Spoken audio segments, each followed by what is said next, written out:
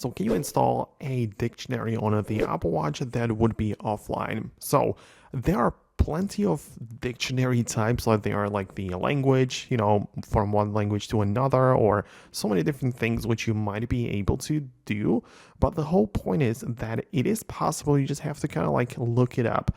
So it would be ideal to check it out either through the App Store of your Apple Watch and look it up right there, or type it into the App Store of the iPhone, but just added the Apple Watch keyword to it, right? So I can just type in at the Apple Watch dictionary and see what comes up and what is available, right? And you want to just basically go through the available options. You can see some of them literally have the app on the watch as well. But yeah, it kind of depends on the specific model. There are most definitely some of them which are like offline as well, but you have to make sure that it works on the Apple Watch at first, and also that it is that specific type of your desired dictionary, because there are so many different apps and even like types of dictionary which you could be interested in.